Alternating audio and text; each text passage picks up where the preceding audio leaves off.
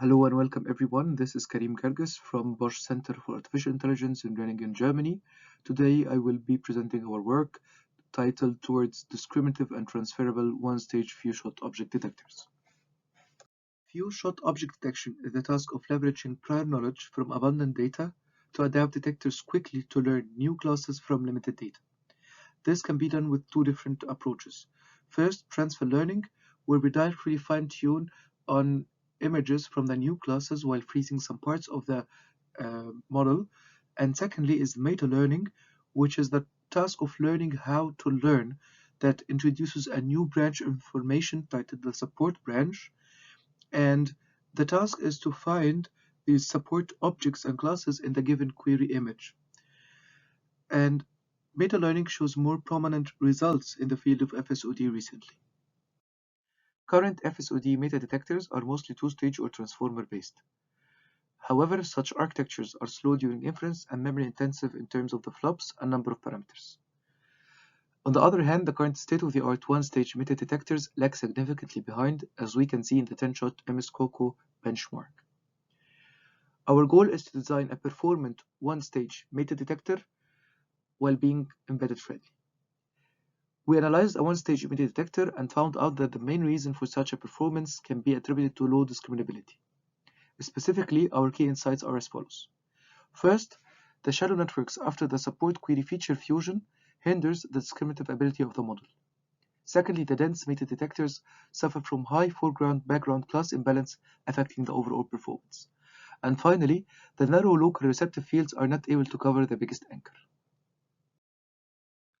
To this end, we propose few-shot RetinaNet to tackle the aforementioned issues. Firstly, current meta-detectors limit the annotations to a single label per image, resulting in sparser foreground samples and longer training times. In contrast, we propose a multi-way support training paradigm to perform multi-class detection in a contrastive manner, where we sample positive and negative support classes in each episode. That means that the network learns to detect the right class and not to detect the false class. Secondly, we propose an early multi-scale fusion to provide wider receptive fields covering the largest anchor, and that also allow for deeper post-fusion networks as shown in the classification and localization subnets. Finally, we also provide multi-scale data augmentation approach during test time to promote more foreground samples for novel classes.